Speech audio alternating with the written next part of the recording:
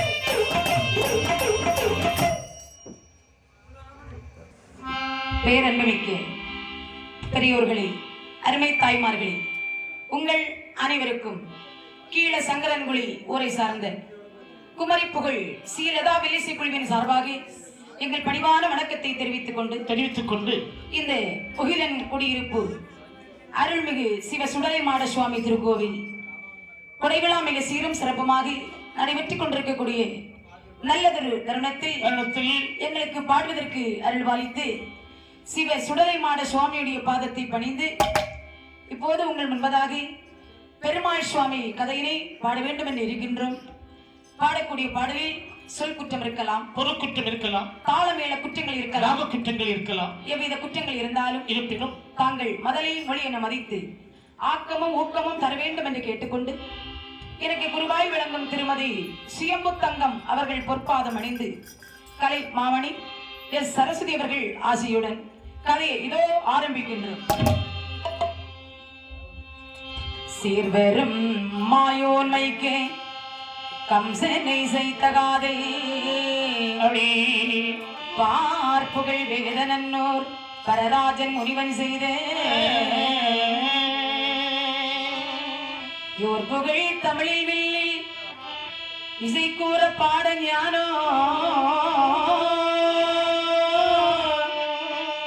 காப்புகள் மதகம்பீர கணபதி காப்புதாமே காப்புகள் மதகம்பீர கணபதி காப்புதாமே மாயவரே ரகுராமா இங்கே வாவா வஞ்சனைகள் பரந்தோட என் நெஞ்சில் வாவா காயாம்போ மேனியோனி என் கனவில் வாவா கருநிற வண்டனை என் கருத்தில் வாவா ஆயர் குலத்துதித்தோனே அன்புடன் கருடன் மீது ஏறி அன்புடன் என்னை வந்து ஆதரிப்பா நாடு மிக நல்ல நாடு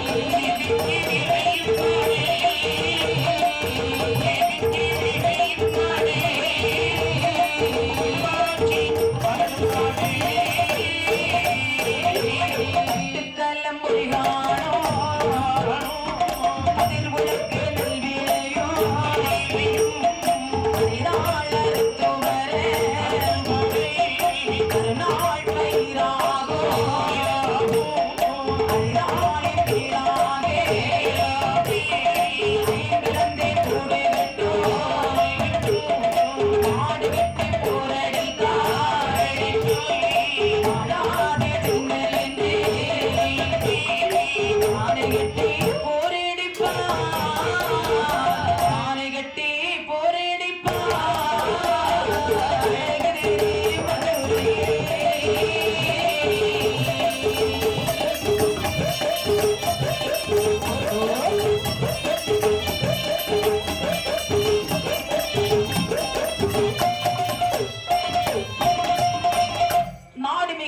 நாடு நாவலர்கள் புகழும் நாடு கோடை மழை பொழியும் நாடு வீசும் நாடு மா பலா வாழை முக்கனிகள் விளையக்கூடிய நாடு இஞ்சி ஏலம் விளையக்கூடிய நாடு அதாவது நீர்வளம் கார்வளம் கங்கல் வளம் செல்வ வளம் அலை வளங்கள் மக்கள் வளங்கள் பொருள் வளங்கள் இந்த வளங்கள் எல்லாம் ஒருங்கமைக்கப்பட்ட நாடுதான் வடதேசத்திலே வட்டமதுராபுரி வட்டணம். ஏங்கப்பா மதுராபுரி வட்டணத்தை மன்னர்கள் ஆட்சி காலத்தில் உக்கிரசேனன் என்று சொல்லக்கூடிய ஒரு மன்னனானவன் சரி அந்த நாட்டை ஆண்டு வருகிறார் என்று சொன்னால் எப்படி நீதி இதனை எவர் நெஞ்சில் வைத்து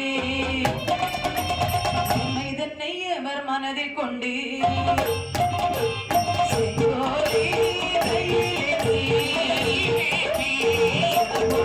நாட்டை ஆண்டுவார்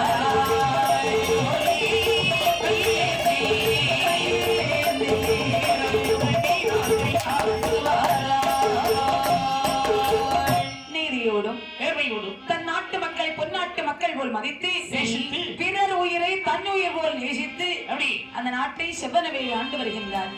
அப்படி ஆண்டு வரும்போது உக்கிரபானு என்று சொல்லக்கூடிய பெண்ணை உக்கிரசேனன் மன்னன் மணமுடித்தார். மணமுடித்து இன்புற்று இல்லறத்தை நடத்தினார்கள். மன்மதனோர் அதையும் போலே அதையும் போலே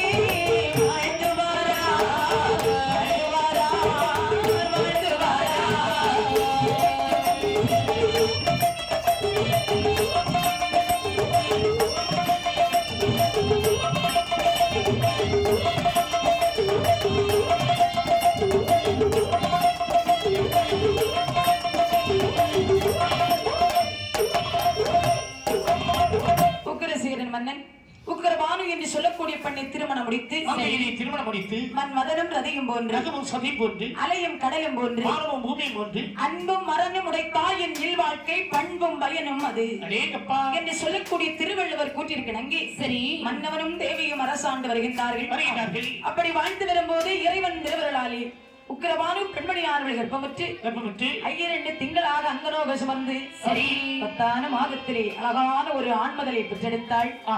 குழந்தை பிறந்தவுடனே பிள்ளையுடைய பலாபலனை பார்க்க வேண்டும் என்று ஒரு சோதனை வரவழைத்தார்கள். வந்தான் ஜோதிடன் பாலாலை பரலை கழுகி பலகையிலே பாவித்து சொல்லுகின்றார். மன்னா இந்த குழந்தையுடைய பலாபலனை பார்க்கும் போது குற்றமில்லாதே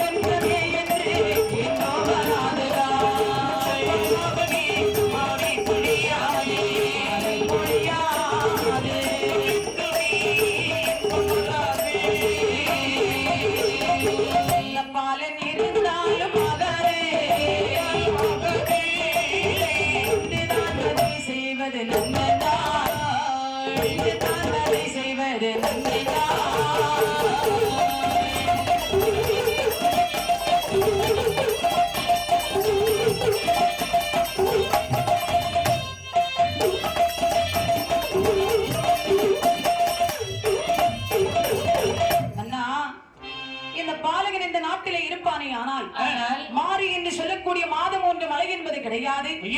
இந்த குழந்தை இந்த நாட்டிலே வைப்பதை விட நாடு விட்டு நாடு கடத்தி விடுங்கள்.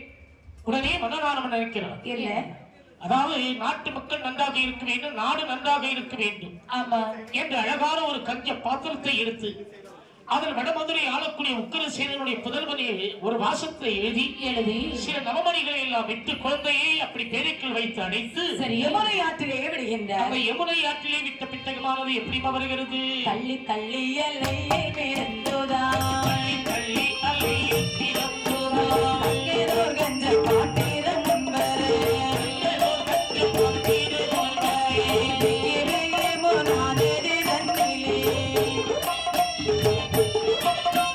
சொந்தமாகவே பேழையை விட்டனை, சொந்தமாகவே பேழையை விட்டனை, சொந்தமாகவே பேழையை விட்டனை, சொந்தமாகவே பேழையை விட்டனை.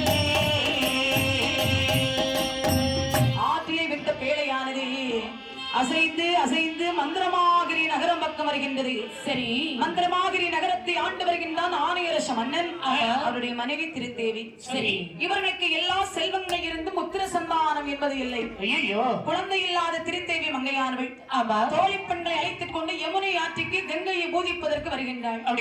நீராடி கொண்டிருக்கும் போது ஆற்றிலே ஒரு பேழை வருவதை பார்த்தாள். உடனே அதிலே ஒரு தோழியானவள் சொல்லுகிறார், என்னடி அதோ பாரடி, ஆற்றிலே ஒரு பேழையானது மிதந்து வந்து கொண்டிருக்கிறது, பேழையை நான் எடுத்து வருகின்றேன் என்று அந்த பேழையை எடுத்துக்கொண்டு, அதாவது ஆக்கப்பட்ட பொருள் எல்லாம் அரசாங்கத்திற்கு சொந்தம் என்று சொல்லுவார்கள். ஆமா என்று அந்த நாட்டை ஆண்டு வரக்கூடிய உக்கிரசேரன், அதாவது அந்த நாட்டை ஆண்டு வருகிறாரே ஆணையரசன், ஆணையரச மன்னனுடைய முன்பிலே கொண்டு வைத்தார்கள். மன்னனானவள் தந்திரமாக திறந்து பார்க்க அழகான ஒரு ஆண் குழந்தை இருப்பதை கண்டார்கள். அதாவது இயற்கையிலே இவருக்கு குழந்தை என்பது இல்லை என்று அந்த ஆணையரச மன்னன் அந்த குழந்தையை எடுத்துக்கொண்டார். கஞ்ச பாத்திரத்தில் வந்த தன்மையாலே அந்த பாலனுக்கு கம்சராஜன் என்று பெயரை வைத்தார்கள். பெயரை வைத்து நாளும் ஒரு நல்ல மேனியுமா, பொழுதும் ஒரு நல்ல வண்ணமுமா,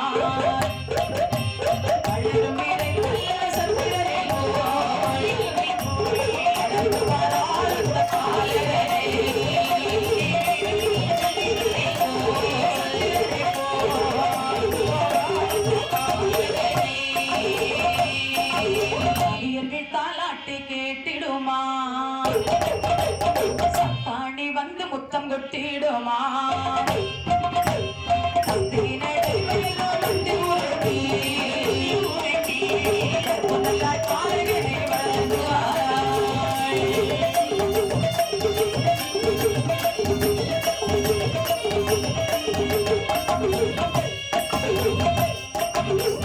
அதாவது கம்சராஜன் என்று பெயரை வைத்து சரி நாளொரு வண்ணம் பொழுதொரு மேனியாக வளர்த்து வருகின்றாள்.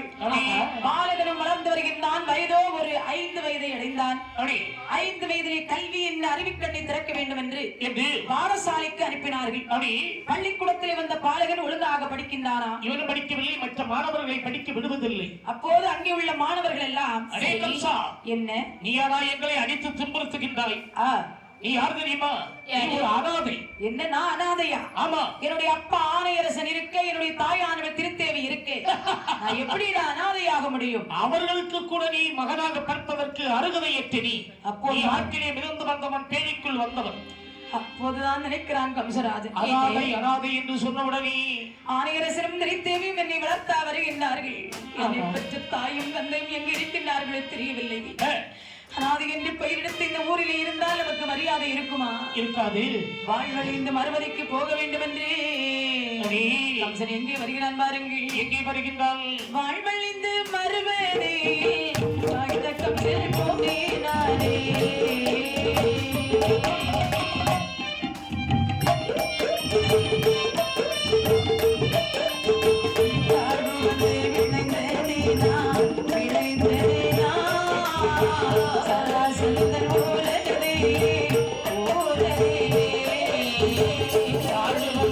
தேவி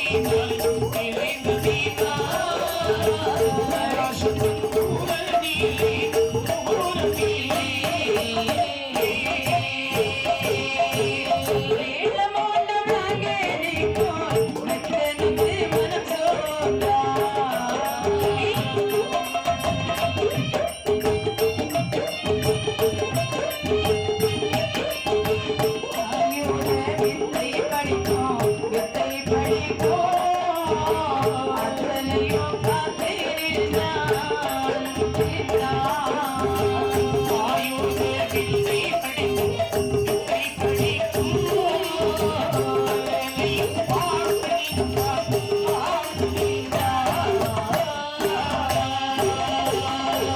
வாழ்வழிந்து மறுபதிக்கு போக வேண்டும் என்று கம்சராஜன் கால் போன போக்கிலே நடந்து நடந்து மதக நாட்டுக்கு வருகின்றார். வரும்போது மதக நாட்டை ஆண்டு வருகின்றார் சராசந்த மன்னன். அவருடைய குலகுருவாகிய வசுதேவர் என்று சொல்லக்கூடியவர் அங்கே உங்களுள்ள பிள்ளைகளுக்கு வித்தை எல்லாம் சொல்லிக் கொடுத்துக் கொண்டிருக்கிறார். சரி, இதை மறைந்திருந்து பார்க்கக்கூடிய நேரத்திலே வசுதேவர் இந்த கம்சனை கண்டார். யாரப்பா அங்கே மறைந்திருந்து பார்ப்பது? ஐயா குருநாதா, வாயிங்கே. என்னுடைய பெயர் கம்சராஜன். நீ எங்கிருந்து வருகின்றாய்? அதாவது தாய் தந்தை யார் என்று தெரியாது, ஐயோ, எங்கேயாவது விழுந்து சாகணும்னு வந்த ஐயா. அப்படியா? அந்த இடத்திலே நீங்கள் சொல்லிக் கொடுக்கக்கூடிய வித்தை எல்லாம் எனக்கு படிக்க வேண்டும் என்று ஆர்வம் இருக்கிறது. ஆஹா, எனக்கு சொல்லித் தருவீர்களா? தருகிறேனப்பா. ஆர்வமுள்ள குழந்தைகளுக்கு தான் இந்த வித்தைகளை எல்லாம் கற்றுக் கொடுக்க வேண்டும். சரி சரி, உனக்கு எல்லா வித்தைகளையும் நான் கற்றுத் தருகிறேன் என்று ஆமா வசுதேவர் ஆனவர் அனைத்து வித்தைகளையும் அப்படி கற்றுக் கொடுக்கின்றார். எல்லாம் படித்தான் கம்சராஜன். காலை பருவத்தை அடைந்தான். அப்போது அந்த நாட்டுக்கு ஒரு கேடுகாலம் வருகிறது. என்னம்மா? சிங்கமுகாசூரன் என்று சொல்லக்கூடிய ஒரு கொடிய மல்யுத்த வீரன் பல நாடுகளில் இருந்து வெற்றி வகை சூடிவிட்டு அப்படி ஜராசந்தனுடைய அரண்மனையில் வருகின்றார். ஜராசந்தா, யாரப்பா? உன்னிடத்தில் பல மல்லர்கள் இருக்கிறார்கள், வீரமுடையவர்கள் என்றெல்லாம் கேள்விப்பட்டு தான் வந்திருக்கிறேன். அவர்கள் அந்த வீரர்கள் எல்லோரும் என்னிடத்தில் போரிடச் சொல். அவர்கள் வென்றுவிட்டால் நான் உனக்கு அடிமை, அவர்கள் தோற்றுவிட்டால் இந்த நாடே எனக்கு அடிமை. நினைக்கின்றார் சராசந்த மன்னன். சராசந்த மன்னனால் அந்த சிங்கமுகாசூரனை கொல்ல முடியும் நினைக்கிறான். நமக்கு இருப்பது 2 மக்கள். ஆமா, மக்களுக்கு வரக்கூடிய மணவாளன் ஒரு வீரனாக இருக்க வேண்டும். ஆமா, நல்ல பிள்ளையாக இருக்கணும், வீரனாக இருக்கணும், நம்ம சொல்லு கேட்கணும், நம்ம பிள்ளைல நம்ம சொல்லு கேட்கணும் என்று ஒரு அறிக்கை இடுகிறான். வந்திருக்கக்கூடிய சிங்கமுகாசூரனை எவர் ஒருவர் கொண்டு வென்று வருகின்றாரோ அவருக்கு என்னுடைய மக்களை நான் மனமுடித்து கொடுப்பேன் இன்னொரு அறிக்கையிட்டான். பாருங்கள், ஆமா, இந்த சத்தமானது கம்சனுடைய காதலை கேட்டது. எழுந்தான், குருதேவரை பணிந்தான். குருநாதா, நானே சிங்கமுகாசூரனை கொண்டு வருகின்றேன், எனக்கு நீங்கள் வெற்றி வாகி சூட வேண்டும். வெற்றி உனக்கே, சென்று வா. போருக்கு வருகிறான் கம்சராஜன். விசுவாசத்துடன்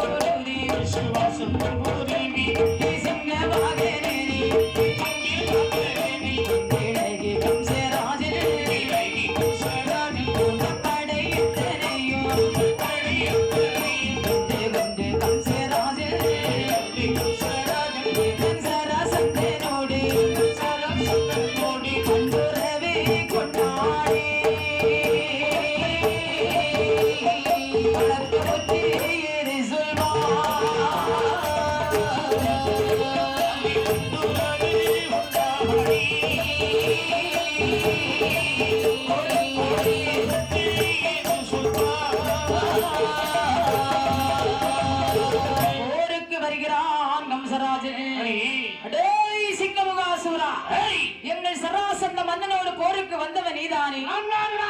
உனக்கு திறமை இருந்தால், உனக்கு வீரம் இருந்தால், வாழ் வீச தெரிந்தவனாக இருந்தால், வில்லெடுத்து போர் புரிய தோல் வலிமை கொண்டவனாக இருந்தால், எட்டுவில்லை கோடைகணையை 2இல் யார் வெற்றி அடைவார் என்பதை பார்த்து விடலாம்.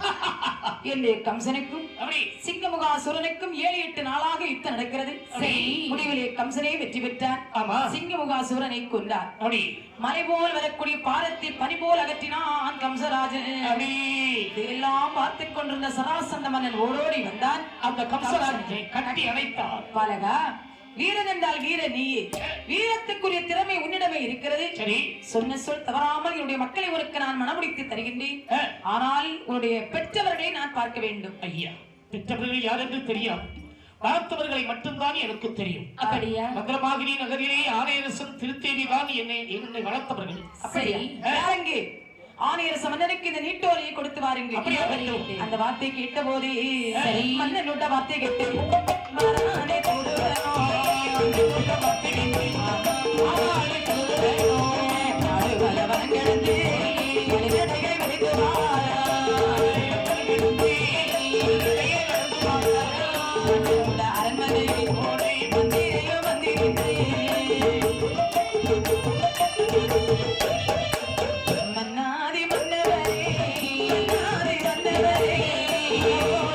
வந்தே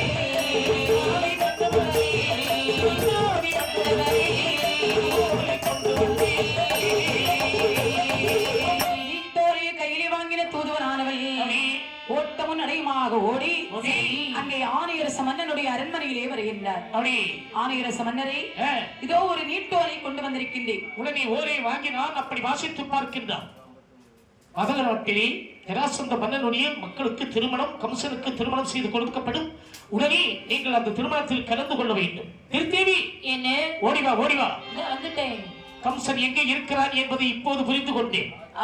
இப்போது ஜராசந்த மன்னனுடைய அவையில் அவருடைய அரவணைப்பில் இருக்கிறார். சரி, அவருக்கு திருமணம் நடக்க இருக்கிறது. ஆகவே திருமணம் முடித்த கையோடு இங்கு வந்தால் நமக்கு தான் ஆபத்து. அவன் கிடைக்கக்கூடிய நேரத்தில் அந்த பேழை இருந்தது அல்லவா?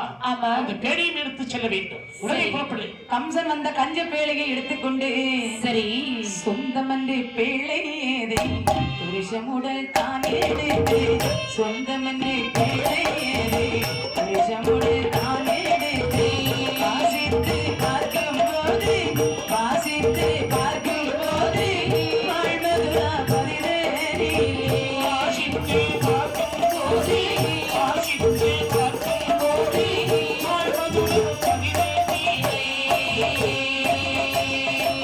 தேசமைக்கும் செல்வன் என்று தானே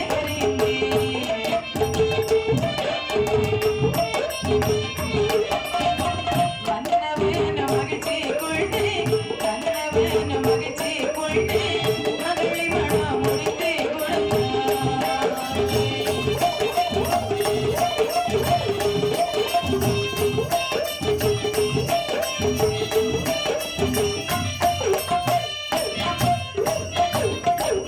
கம்சன் வந்த கஞ்ச பேழையை எடுத்துக்கொண்டு மன்னனுடைய முன்பிலே வைக்கின்றார். மன்னா, என்ன? இதோ இருக்கிறது பேழை. இந்த பேழையை திறந்து பாருங்கள், உங்களுக்கு உண்மை எல்லாம் புரிந்துவிடும். இந்த பேழை உங்களுக்கு எப்படி கிடைத்தது? ஆற்றிலே சில காலம், அதாவது குழந்தை இல்லாமல் இருந்து என்னுடைய மனைவி திருத்தேவியானவள் கங்கையை பூஜிப்பதற்காக சென்றாள். சரி, அந்த ஆற்றிலே இந்த பேழையானது மிதந்து வந்தது. உடனே மன்னனானவன் பேழையை திறந்து பார்க்க மதுராபுரியை ஆண்டு வரக்கூடிய உக்கிரசேரன் மன்னனுடைய புதல்வன் என்ற வாசகத்தை படித்தார். நினைக்கின்றார் ஆணையரசன், யாரோ எந்த குலமோ எந்த ஜாதியோ என்று இருந்தோம், நம்மளை விட மேல் நாட்டை ஆண்ட மன்னனுடைய புதல்வன். ஆமா, இந்த மன்னனும் மகிழ்ச்சி கொண்டு நல்லதொரு நாளையிலே கம்சனுக்கு மன்னனுடைய மக்களை மனமுடித்து கொடுத்தார். திருமணம் முடிந்த நேரத்தில் மனசில் நினைக்கிறார், பெற்றவர்கள் உயிரோடு இருக்கும் போது நாம் இத்தனை காலமும் அனாதை அனாதை என்று வாழ்ந்தோமே. இன்று முதல் நமக்கு, அதாவது நம்முடைய தாயும் தந்தை தான் நமக்கு ஜென்ம எதிராளி. இவர்களை பாதாள சிறையிலே அடைக்க வேண்டும் என்று ஈனம் இறக்கவற்றே கம்சராஜன் எதிராளி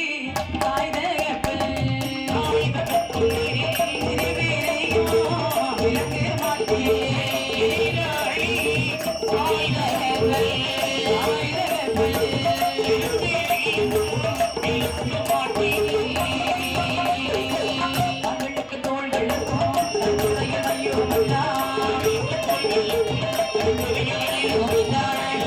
சிவாயமென்று உனக்கு இறந்த தங்கை மாறே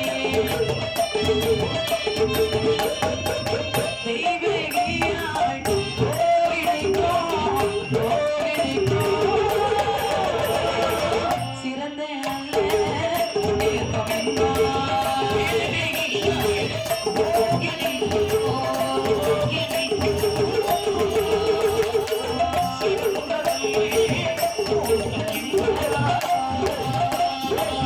தன்னுடைய மனைவியை அழைத்துக் கொண்டு குலகுருவாகி வசிதேவர் துணையோடு மதுராபுரிக்கு வருகின்றான். கம்சனை உண்மையிலே, அதாவது பெற்ற தாயும் தந்தையும் வயதாகி சிம்மாசனத்திலே அமர்ந்திருக்கு. மந்திரியை பார்த்து கேட்கிறார், மந்திரி என்ன? அதோ அரியாசனத்தில் 2 கிழடுகள் இருக்கிறார்கள், யார் இவர்கள்? அதாவது உங்களை பெற்ற தாயும் தந்தையும். பெற்ற தாயும் தந்தை பெற்றவுடனே ஒரு சொட்டு பால் கூட கொடுக்காமல் என்னை பேழைக்குள் வைத்து அனுப்பிய பாவி வந்ததானே? ஆமா. யாருங்கே? என்ன? உடனே வந்து இவர்களை பாதாள சிறையிலே அடைத்து விடுங்கள். தாய் தந்தை என்று பாராமல் பாதாள சிறையிலே அடைத்தான். சரி, சிம்மாசனத்திலே அமர்ந்தான் அரசாட்சி செய்து வரும்போது கம்சனுடைய சித்தப்பா பிள்ளைங்க தெய்வீக ரோகிணி ஓடோடி வந்து கம்சனை அண்ணா என்று அழைத்தார்கள். தங்கையே, என்ன? வாருங்கள் வாருங்கள், எனக்கு 2 தங்கைமார்கள் இருக்கிறார்கள் என்று நான் கேள்விப்பட்டேன். மிகவும் சந்தோஷமாக இருக்கிறது. உங்களுக்கு திருமண வயது எட்டிவிட்டது. யாருக்கு என்று திருமணம் செய்து கொடுப்பது? சிறு வயதிலே அல்லோலப்பட்டுக் கொண்டு இருக்கக்கூடிய நேரத்தில் நமக்கு அரவணைப்பது அந்த வசுதேவர் தானே.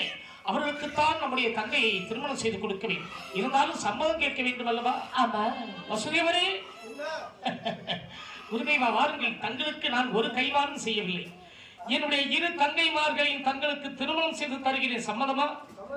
இந்த சம்மதம் தெரிவிக்க மாட்டீங்கன்னு நினைச்சேன். இந்த வயசுல 2 பொண்ணுன்னா யாரு வேண்டான்னு சொல்லுவா? இல்ல, ஒரு தங்கை மாறி விட்டாலே, அதனால நீங்க வேண்டாம்னு சொல்லிடுவீங்கன்னு நினைச்சேன்.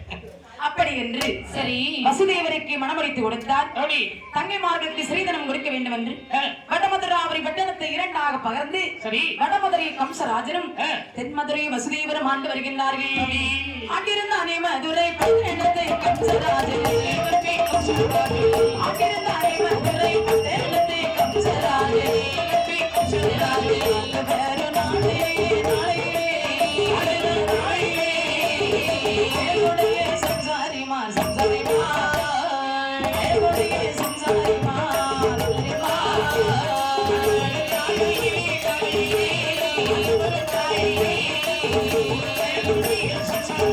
சம்சாரிமா சம்சாரிமா இஞ்சி வைத்தார் இல வைத்தார்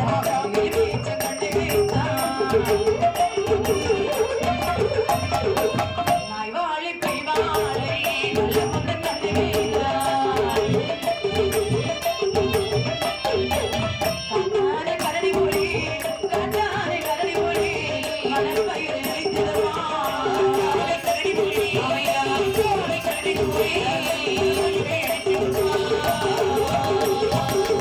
வடமதுரை கம்சனும் தென்மதுரை வசுதேவரும் ஆண்டு வரும்போது வசுதேவருடைய நல்லாட்சியின் காரணத்தாலே அங்கே மாதமும் மாறி மழையானது பெய்து வருடம் ஒன்று பூ விளைகிறது. அடேங்கப்பா.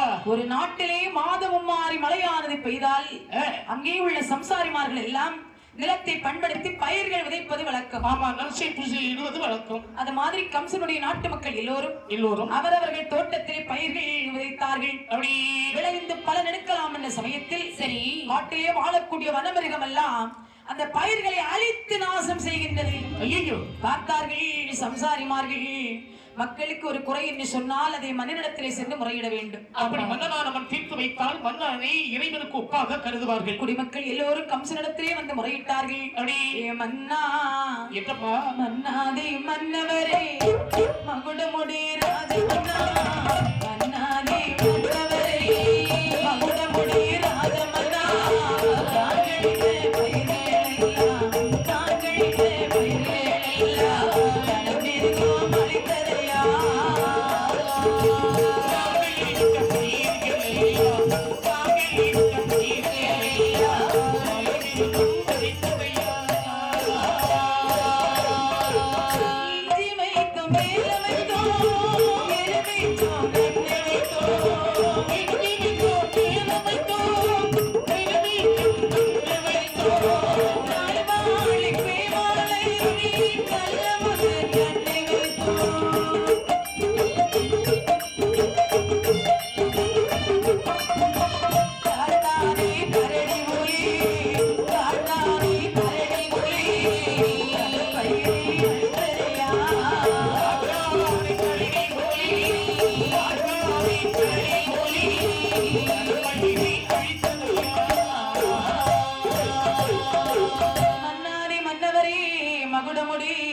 ராஜமன்னா மன்னா தோட்டத்திலே பயிர்கள் விதைத்தோம். சரி பலன் எடுக்கலாம் என்ற சமயத்திலே காட்டிலே வாழக்கூடிய வனமிருகம் எல்லாம் பயிர்களை அழித்து நாசம் செய்து விட்டது அரசே.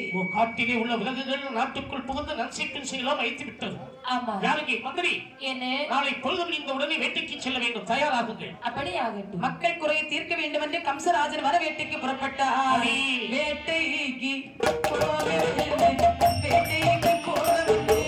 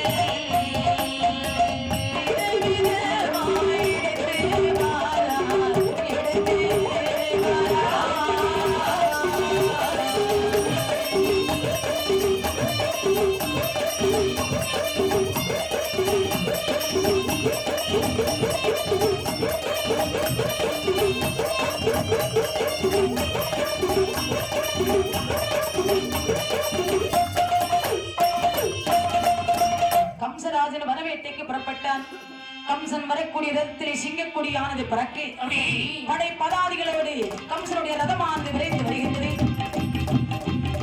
வரும்போது வடமதுரை ஆண்டு வருகின்றாரே வசுதேவர்.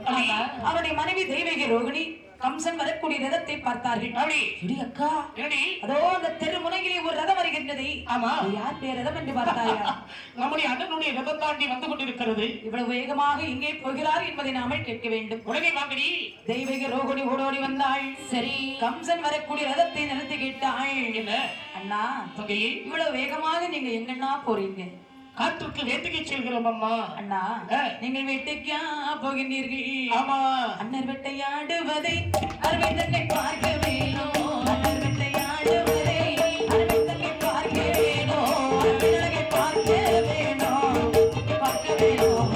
பரிவரணம் தங்கையே. வேட்டையாடுவதை அருமை தங்கை பார்க்க வேணும். வேட்டையாடுவதை அருமை தங்கை பார்க்க வேணும்.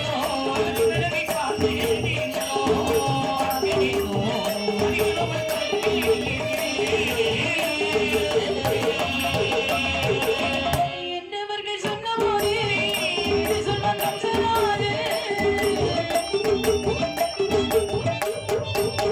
அண்ணர் வேட்டையாடும் போது தங்கையற்கு பயமாட்டோம். தங்கையோட வார்த்தை கேட்டு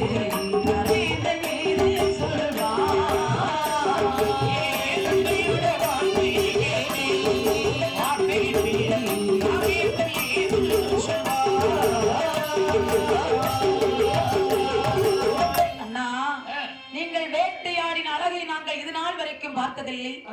நாங்கள் வருகிறோம், எங்களையும் அழைத்து செல்லுங்கள் அண்ணா. காட்டில் உள்ள துஷ்ட விலங்குகளை கண்டால் நீங்கள் பயந்து விடுவீர்கள் அண்ணா. ஆகவே நான் வேட்டை முடிந்து வரும்போது ஒரு மான்குட்டி, ஒரு புலிக்குட்டி, ஒரு கரடி குட்டி அண்ணா எல்லாம் பிடித்து வருகின்றேன். 7 யானை பலம் கொண்ட கம்சன் என்னுடைய அண்ணனே இருக்கு. இந்த மிருகத்திற்குன்னா நாங்கள் பயப்பட வேண்டும். மந்திரி, நம்முடைய வீரத்தை நன்றாக பிரித்து வைத்திருக்கிறார் நம்முடைய தங்கை. சரி, ஆகவே தங்கைமார்களை கொண்டு செல்ல வேண்டும். தங்கைமார்களை கொண்டு செல்ல வேண்டும் என்றால் பல்லாக்கு கொண்டு வாருங்கள். கொண்டு வருகின்றோம். அதோடு ஒரு ஏணியும் ஒரு யானையும் கொண்டு வாருங்கள். எதற்காக? மைத்துனம் வசதி வருது, யானை மேல ஏறிட மாட்டார். அப்படியா? யானை வச்சு சாத்தி தான் ஏற்றணும். அப்படி என்று பட்டத்து யானை மீது அமர்ந்தார் வசுதேவர். சரி, பல்லக்கில் அமர்ந்தாள் தெய்வீக ரோகிணி.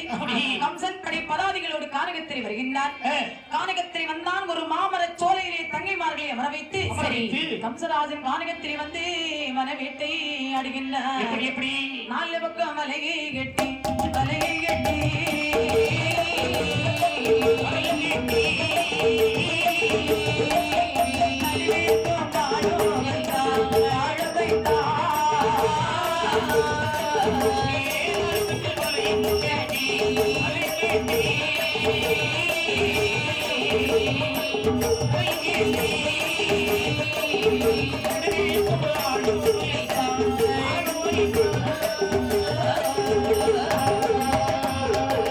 கம்சராஜன் வனவேட்டையாட பொழுதாண்டு சாய்கிறது.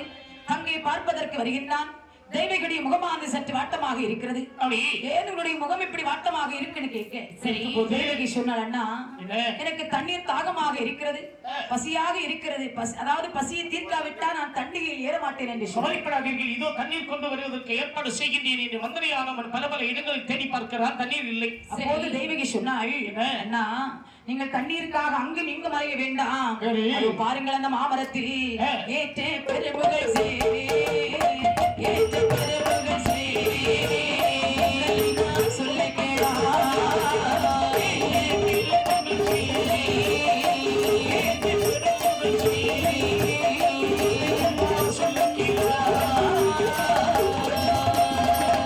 நல்ல மாமரத்தில் இருக்கும் மணி தான் பெருத்து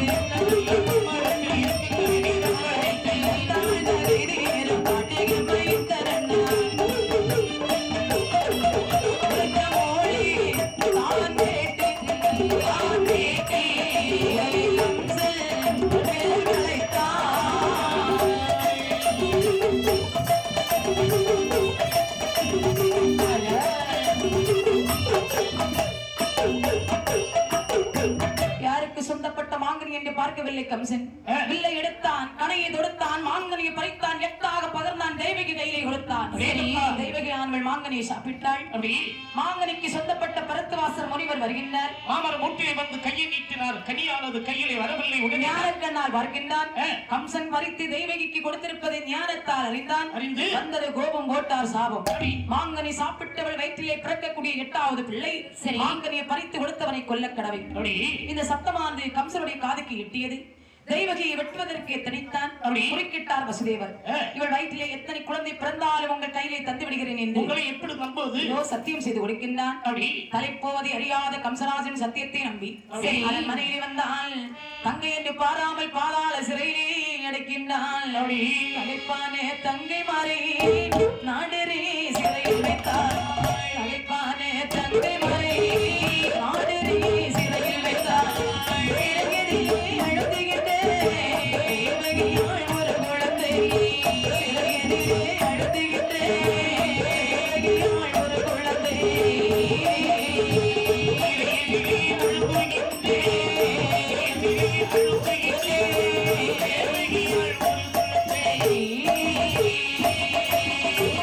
குறையாமல் பெற்றிருந்தாள் கொடும்பாவி கம்சராஜன்.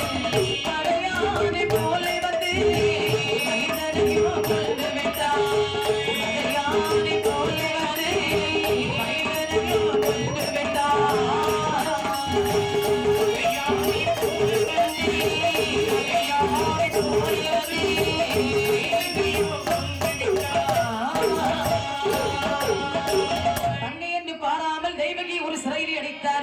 வசுதேவரை இன்னொரு சிறையில் அடைத்தார். ரோகிணியை கோகுலத்தில் அடைத்தான். 6 குழந்தை பெற்றால் 6 குழந்தை மரியறியாகவே கொண்டு குவித்தான் கம்சராஜன். மரியாக வளர்ந்ததற்கு பூமிவாரம் மறுக்க முடியாமல் பூமாதேவி கண்ணன் இடத்திலே சென்று முறையிட பார்த்த பகவான் சொல்லுகின்றார், அம்மா பூமாதேவி, 8வது பிள்ளை பூலோகத்திலே நான் பெருமாள் சுவாமியாக அவதாரம் எடுக்க போகின்றேன். தெய்வகிகள் திருவயிற்றிலே 8வது பிள்ளையாக நான் பிறந்தாலும் 1000 வாடி வட்டத்திலே யசோதைக்கு வளர்ப்பு பிள்ளையாக வளர்ந்து அதாவது கம்சனை நான் மதமுடிப்பேன் என்று பூமாதேவிக்கு ஆறுதல் சொல்லிவிட்டு 7வது பிள்ளையாக ஒரு கருவாக ஜனித்து அது மறையை செய்கின்றார். ரோகிணியானவள் ஒரு ஆண் குழந்தை பெற்று பலராமனாக அவன் வளர்ந்து வருகின்றான். தெய்வகிக்கு கர்ப்பம் 7 ஆகிவிட்டது. 8வது பிள்ளையாக சென்றிருக்க திருநடுமால தெய்வகிய திருவல்லிலே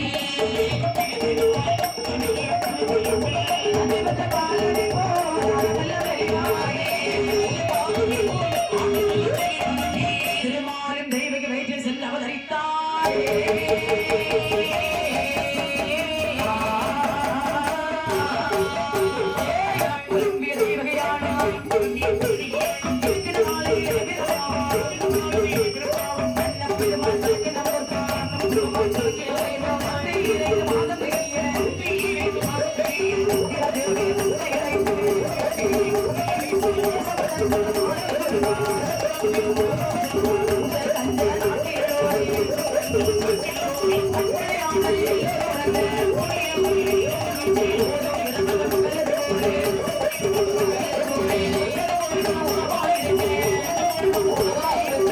செல்வ திருவோண நாளில் சீரான செங்கல் மால் வந்து பிறந்தார்.